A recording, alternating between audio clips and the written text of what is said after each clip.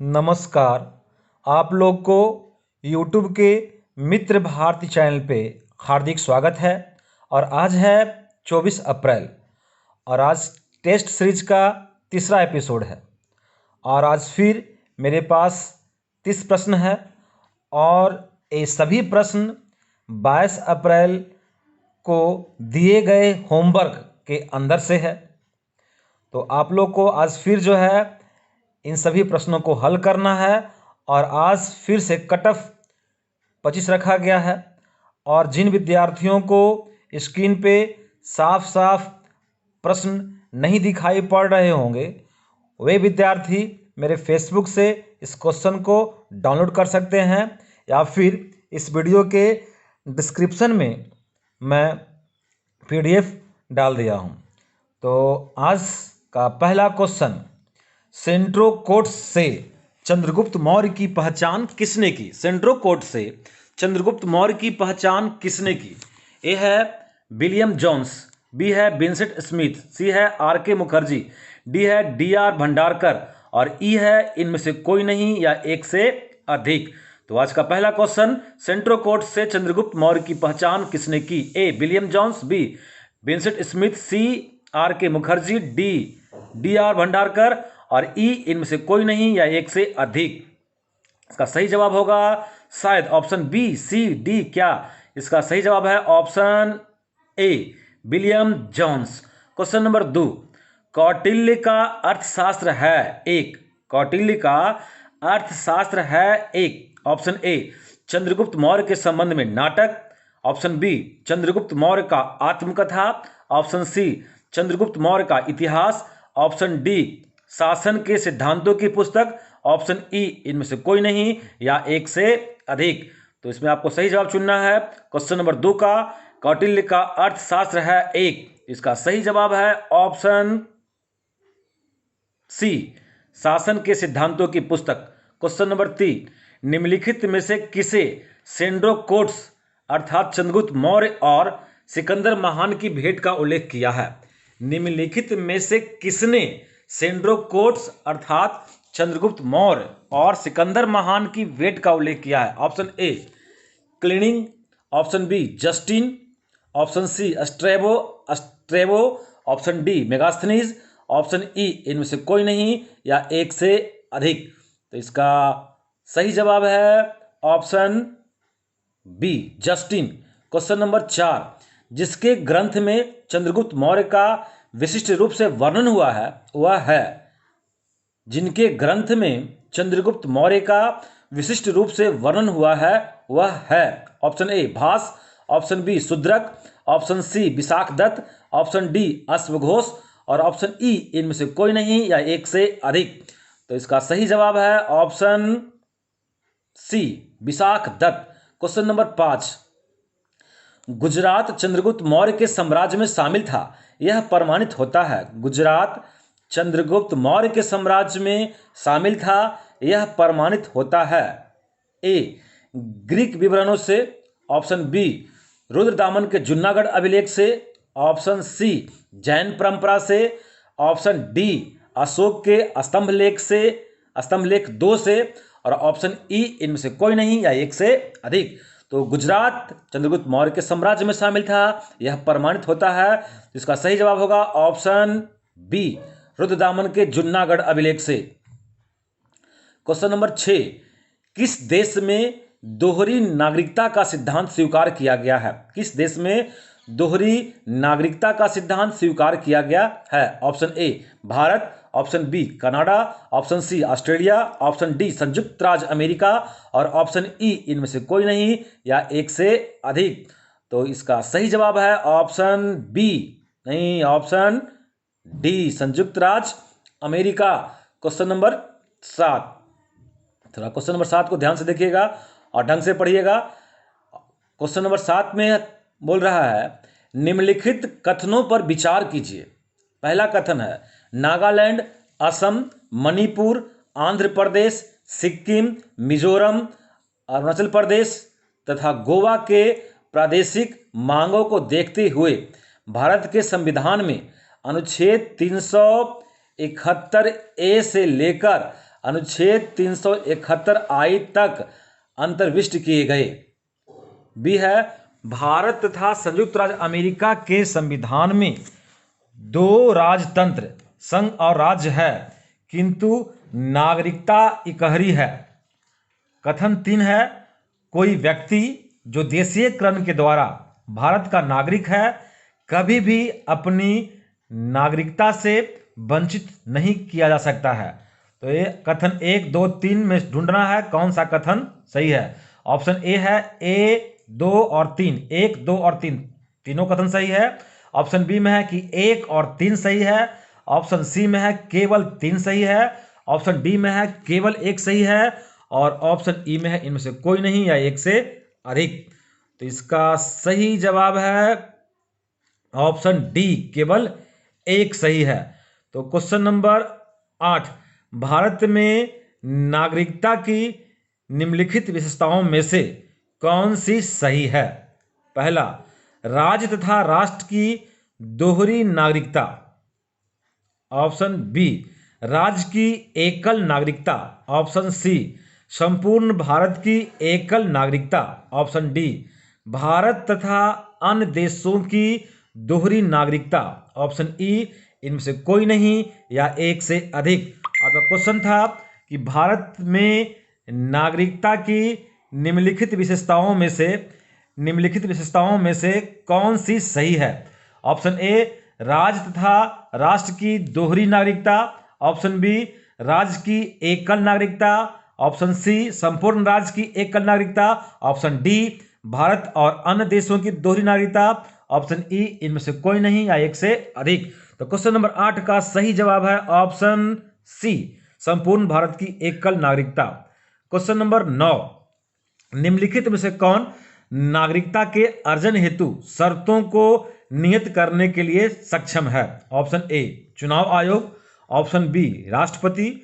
Option C, संसद एवं राज्यों की विधानसभा के सम्मिलित रूप से।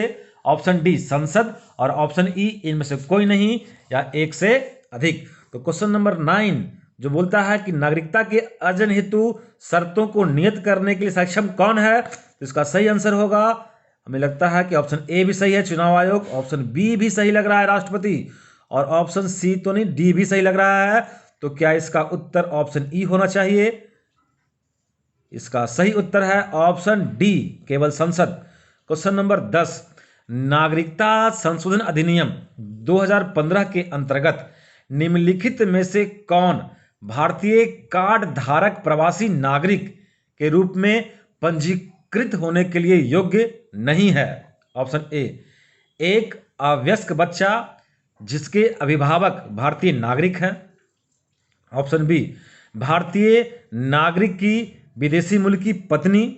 ऑप्शन सी, वह भारतीय जो विभाजन के उपरांत पाकिस्तान प्रवासी हो गया। ऑप्शन डी, एक व्यक्ति का परपोता या परपोती जो दूसरे देश का नागरिक है किंतु जिसके पितामह, पितामही, मातामह या मातामही संविधान लागू होने के समय भारतीय नागरिक थे।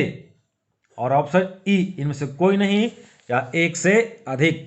तो क्वेश्चन नंबर 10 को ध्यान से देखिए और इसका सही जवाब होगा ऑप्शन सी। ऑप्शन सी, वह भारतीय जो विभाजन के उपरांत पाकिस्तान प्रवासी हो गए। क्वेश्चन नंबर 11, रासायनिक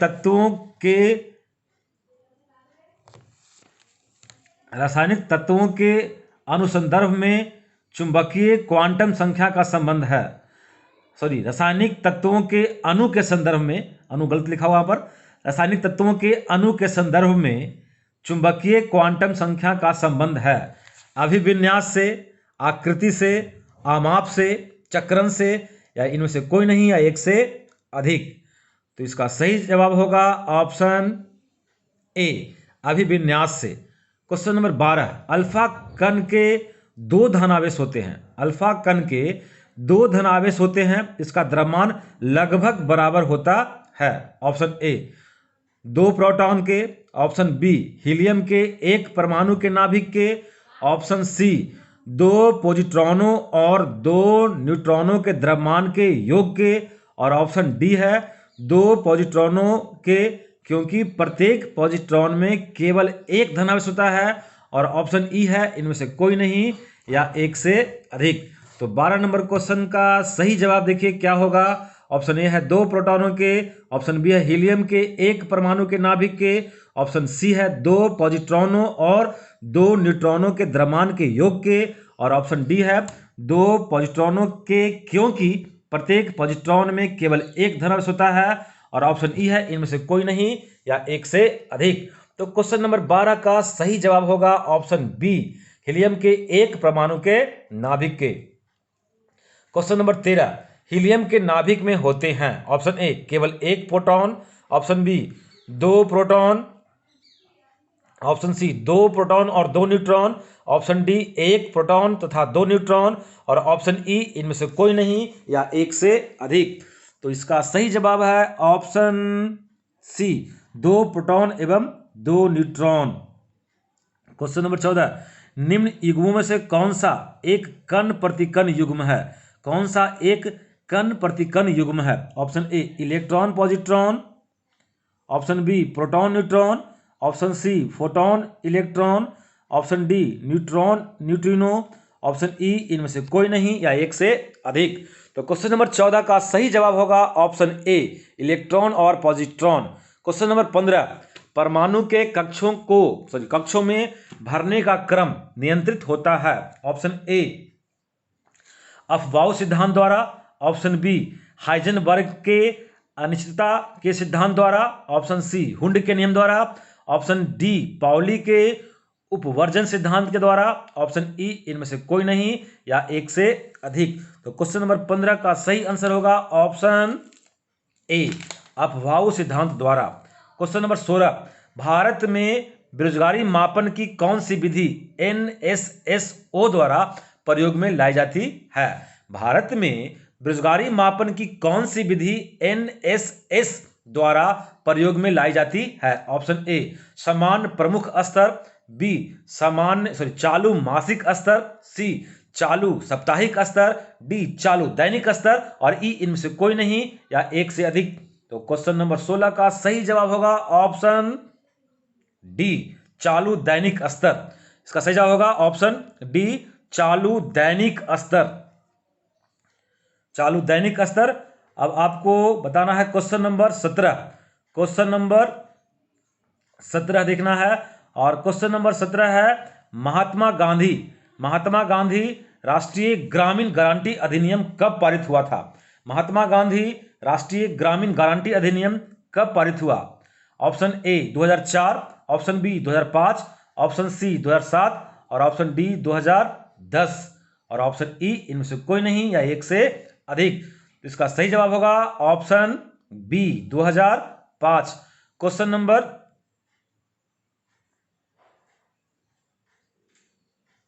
भी क्वेश्चन नंबर 16 था।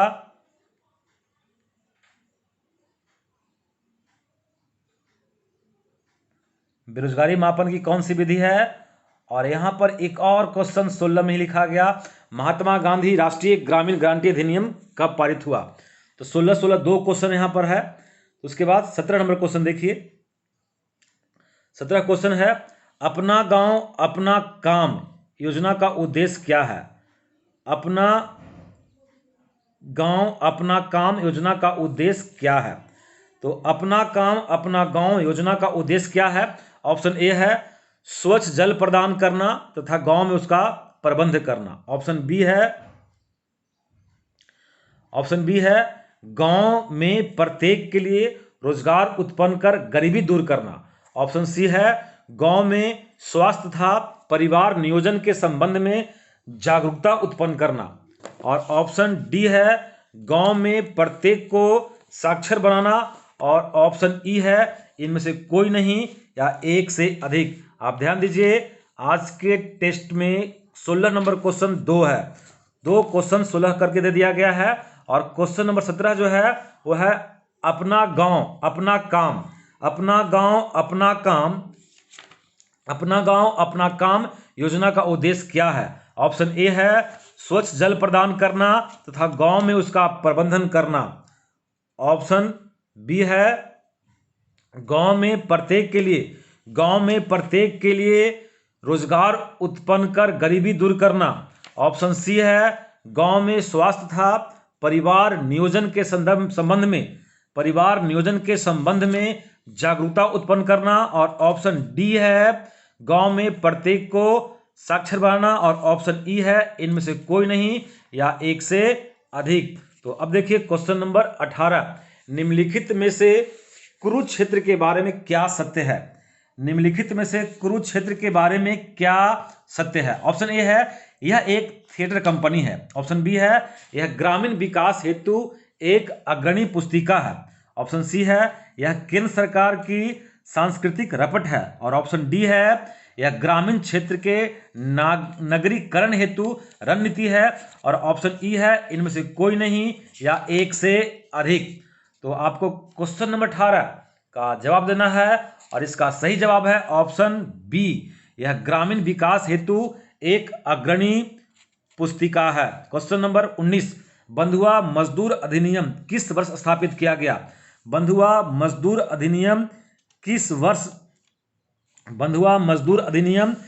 वर्ष स्थापित किया गया? Option A 1971, option B 1975, option C 1979, option D 1981 और ऑप्शन ई इनमें से कोई नहीं या एक से अधिक।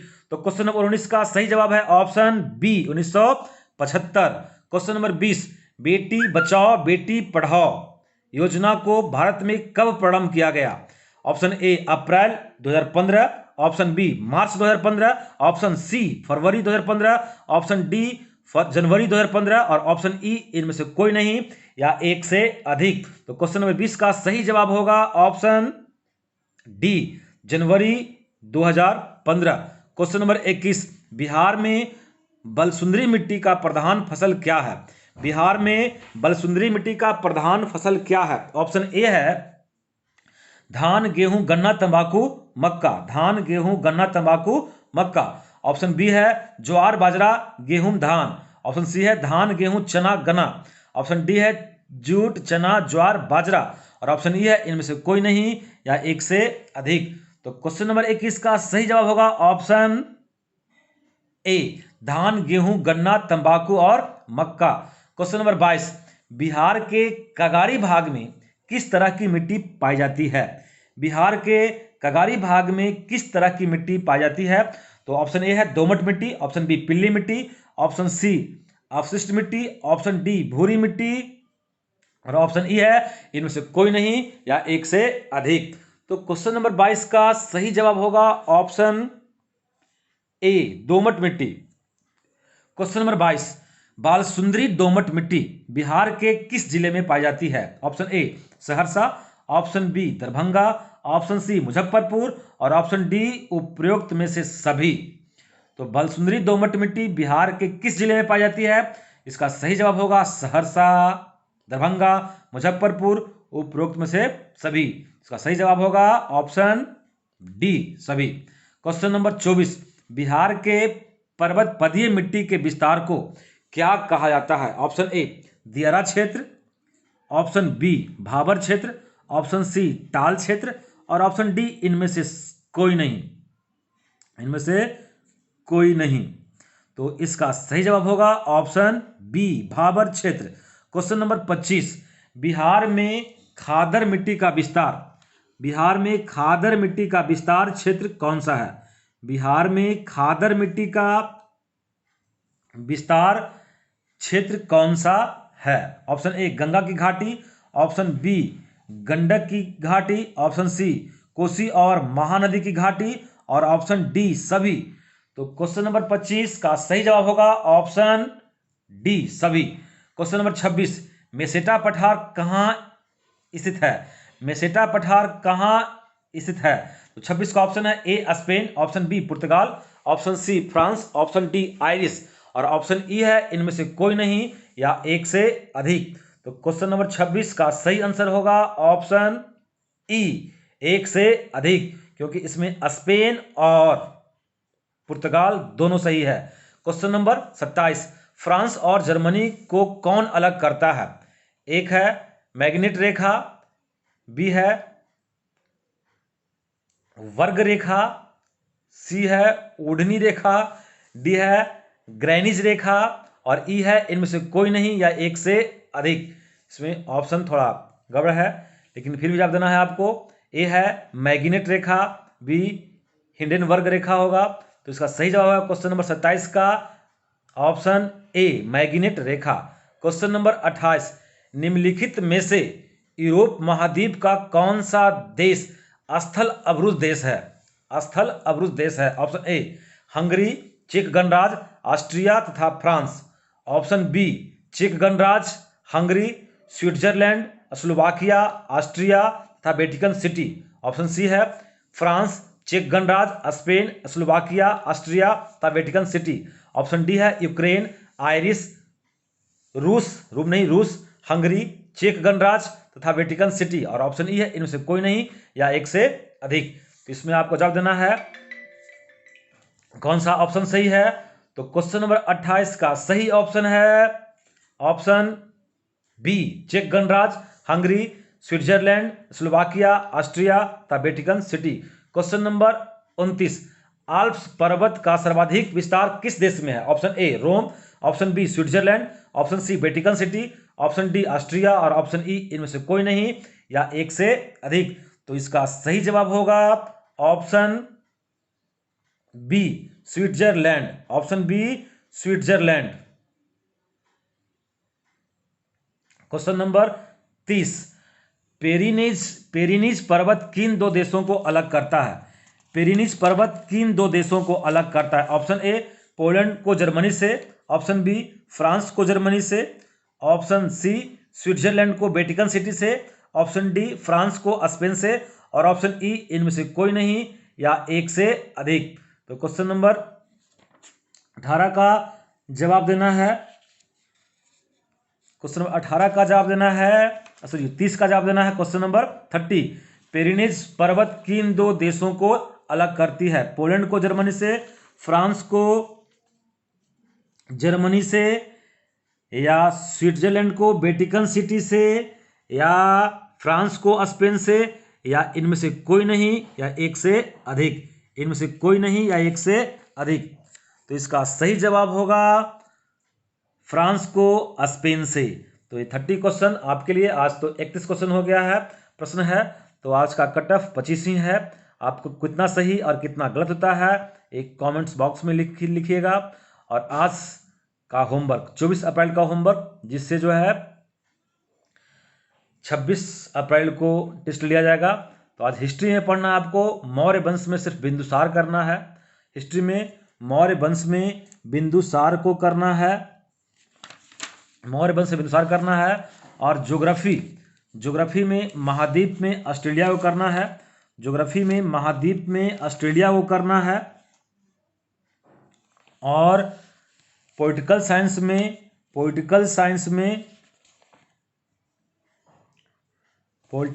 में आपको करना है मौलिक अधिकार, अनुच्छेद 12 से अनुच्छेद 18 तक ही करना है।